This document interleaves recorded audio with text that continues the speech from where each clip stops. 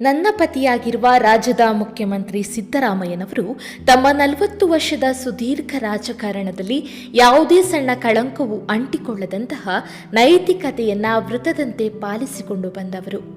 ರಾಜಕೀಯವೂ ಸೇರಿದಂತೆ ಸಾರ್ವಜನಿಕ ಜೀವನದಲ್ಲಿ ಕಾಣಿಸಿಕೊಂಡು ಅವರಿಗೆ ಮುಜುಗರ ಉಂಟು ಮಾಡಬಾರದು ಎಂಬ ನಿರ್ಧಾರಕ್ಕೆ ಬದ್ಧಳಾಗಿ ಬದುಕಿದವಳು. ನಾನೆಂದೂ ಮನೆ, ಆಸ್ತಿ, ಚಿನ್ನ, ಸಂಪತ್ತನ್ನು ಬಯಸಿದವಳಲ್ಲ. ಯಾವುದೇ ಕಾರಣಕ್ಕೂ ನನ್ನಿಂದ ಅವರ ರಾಜಕೀಯ ಜೀವನಕ್ಕೆ ಒಂದು ಸಣ್ಣ ಹನಿಯಷ್ಟು ಕಳಂಕ ತಟ್ಟಬಾರದು ಎಂದು ಎಚ್ಚರಿಕೆಯಿಂದ ನಡೆದುಕೊಂಡವಳು. ನನ್ನ ಪತಿಗೆ ರಾಜ್ಯದ ಜನತೆ ಹರಸುತ್ತಾ ಬಂದ ಪ್ರೀತಿ, ಅಭಿಮಾನಗಳನ್ನು ದೂರದಿಂದಲೇ ಕಂಡು ಸಂತೋಷ ಮತ್ತು ಹೆಮ್ಮೆ ಪಟ್ಟವಳು.